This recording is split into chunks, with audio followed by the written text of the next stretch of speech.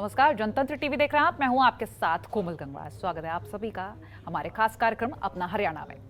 हरियाणा के मुख्यमंत्री मनोहर लाल लगातार प्रदेश के विकास पर काम कर रहे हैं और हर किसी से बातचीत भी करते हैं, विकास पर जोर दे रहे हैं। और इसी कड़ी में उन्होंने स्मार्ट सिटी गुरुग्राम में विकास की रफ्तार बढ़ाने के लिए कई परियोजनाओं की स्वीकृति दी है। गुरुग्राम महानगर विकास प्राधिकरण यानी कि जीएमडीए की बैठक में मनोहर लाल ने 1894 करोड़ के बजट को मंजूरी दी है। ये रिपोर्ट देखिए।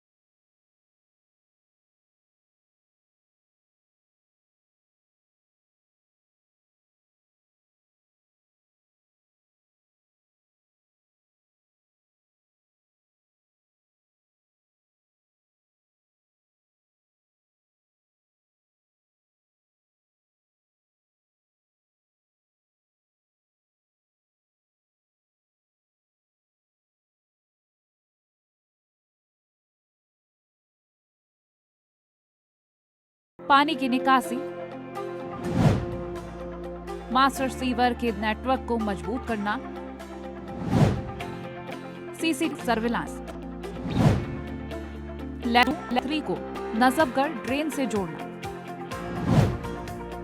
ड्रेन पर बांध के निर्माण को लेकर भी विचार विमर्श। स्मार्ट सिटी गुरुग्राम के दूसरे चरण में लगाए सीसीटीवी कैमरे। 258 स्थानों पर हाई क्वालिटी के सीसीटीवी कैमरे लगेंगे। बैठक में जीएमडीए की तरफ से सीसीटीवी कैमरे लगाने के दूसरे चरण की शुरुआत को लेकर भी विस्तार से चर्चा की गई। जीएमडीए के मुख्य कार्यकारी अधिकारी सुधीर राजपाल ने बताया कि गुरुग्राम में पहले चरण में 214 स्थानों पर 1160 सीसीटीवी कैमरे लगाए गए हैं, जिन्हें integrated command and control centre से जोड़ा गया है। दूसरे चरण में जीएमडीए द्वारा पुलिस विभाग के साथ तालमेल स्थापित करते हुए 258 स्थानों की पहचान की गई है, जिन पर 2722 सीसीटीवी कैमरे लगाए जाने की आवश्यकता है। इन स्थानों पर पहले की अपेक्षा उच्च गुणवत्ता वाले सीसीटीवी कैमरे लगाए जाएंगे, जिससे अपराधियों की पहचान करने के साथ साथ यातायात नियमों का उल्लंघन करने वालों पर नजर रखी जा सके। इसके लिए कैप्टिव ऑप्टिकल फाइबर नेटवर्क का करीब 300 किलोमीटर विस्तार करना पड़ेगा। राज्यपाल ने बताया कि इस वर्ष जनवरी माह से लेकर मई तक इंटीग्रेटेड कमांड कंट्रोल सेंटर के माध्यम से यातायात नियमों का उल्लंघन करने वाले 2,16,771 लोगों को ई चालान भेजा गया है। पुलिस आयुक्त कला रामचंद्रन ने बैठक में बताया कि इस साल मई माह तक 13 करोड़ रुपए की राशि जुर्माने के रूप में वसूली गई है। इसके अलावा इन कैमरों की मदद से इस साल जनवरी से लेकर मई माह तक 1640 चोरी किए हुए वाहन ट्रेस किए गए। वहीं सीएम मनोहर लाल ने कहा कि भविष्य में गुरुग्राम में चालान से जो राजस्व इकट्ठा होगा उसका आधा भाग सड़क सुरक्षा और बाकी आधा भाग क्राइम कंट्रोल पर खर्च होगा। मीटिंग हुई है और ये 10वीं मीटिंग थी DMDA की। इसमें हम लोग 9वीं मीटिंग में करके जो लेता था उसको सारे को एक्शन टेकन रिपोर्ट के नाते से लाया गया। लगभग 40 आइटम की जो 9वीं मीटिंग की थी। आज भी जो एजेंडा था उसमें मुख्य रूप से SPR जो ये रोड है इसका अपग्रेडेशन का विषय पूरी तरह था। आज विचार करके और उसको वाटिका चौक तक जीरावाल रोड से वाटिका चौक होते हुए NH 48 तक वो सारा जो है उसका सुधार किया जाएगा और उसको अपग्रेड किया जाएगा। इसके साथ ही गुरुग्राम में पानी की समस्या दूर करने के लिए मुख्यमंत्री मनोहर लाल ने वाटर ट्रीटमेंट प्लांट बनाने की स्वीकृति दी है। जलापूर्ति करने के लिए चंदू में 100 MLD और बसई में 90 MLD क्षमता का वाटर ट्रीटमेंट प्लांट स्थापित किया जाएगा। इस बैठक में बताया गया कि बसई में वर्तमान में 270 MLD क्षमता का वाटर ट्रीटमेंट प्लांट है। भविष्य की जल आपूर्ति की मांग को देखते हुए वहां 90 MLD क्षमता का एक और वाटर ट्रीटमेंट प्लांट स्थापित किया जाएगा, जिससे जिले में पानी की क्षमता में बढ़ोतरी होगी। इसके अलावा गांव चंदू में 100 MLD क्षमता के एक अतिरिक्त वाटर ट्रीटमेंट प्लांट के निर्माण को भी बैठक में मंजूरी दी गई।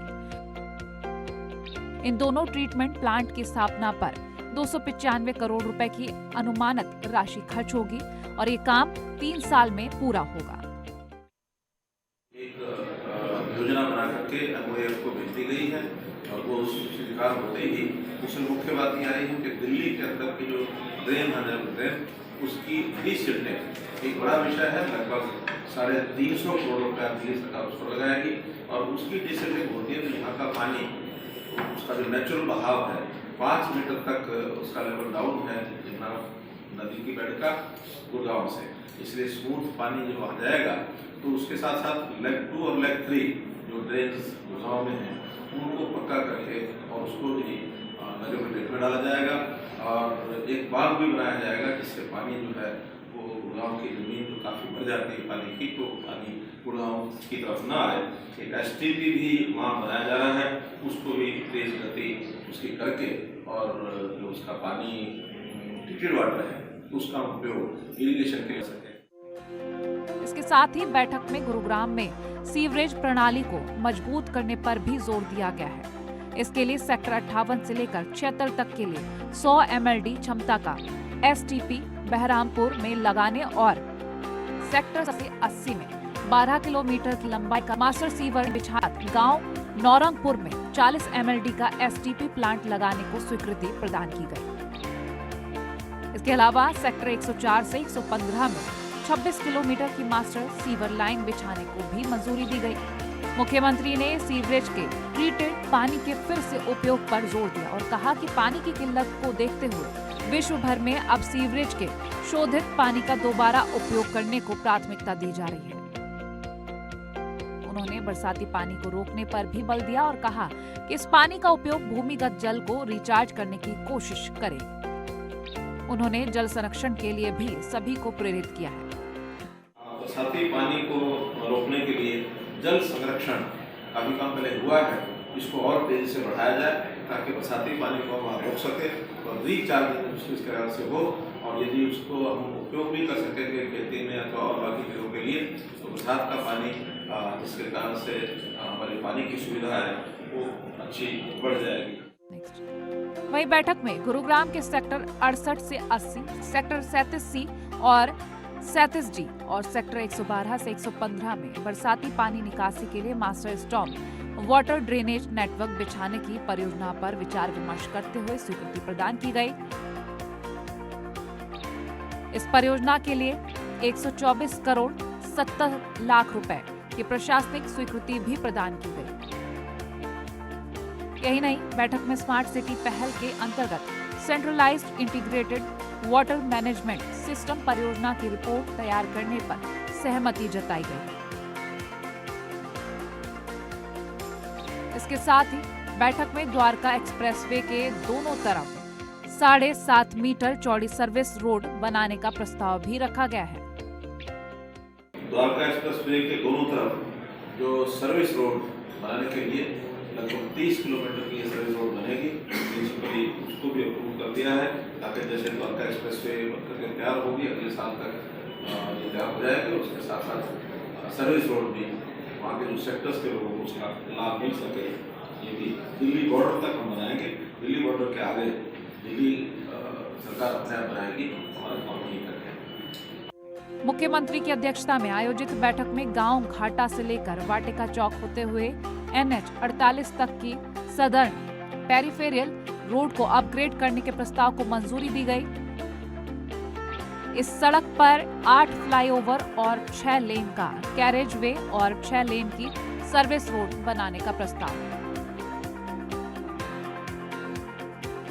इन प्रस्तावों के साथ साथ बैठक में मुख्यमंत्री ने गुरुग्राम से पानी निकासी की लेग 2, लेग 3 को नजफगढ़ ड्रेन से जोड़ने के प्रस्ताव को मंजूरी दी। उन्होंने कहा कि नजफगढ़ ड्रेन के साथ लगती हजारों एकड़ भूमि को जल भराव से रोकने के लिए वहां पर झील बनाने का प्रस्ताव है। इस झील के साथ में एक STP भी बनाया जाएगा। मुख्यमंत्री मनोहर लाल के विजन से साफ है कि गुरुग्राम स्मार्ट सिटी अब एक नए विकास का गवाह बनेगा। ब्यूरो रिपोर्ट, जनतंत्र।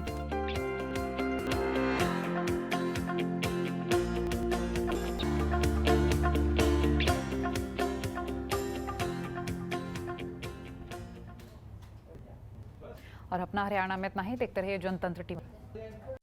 खबरों के निष्पक्ष विश्लेषण के लिए सब्सक्राइब करें जनतंत्र TV and press the bell icon.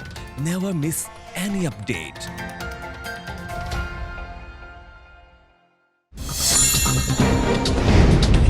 Download कीजिए जनतंत्र टीवी ऐप को, जो कि अवेलेबल है गूगल प्ले और ऐप स्टोर पर।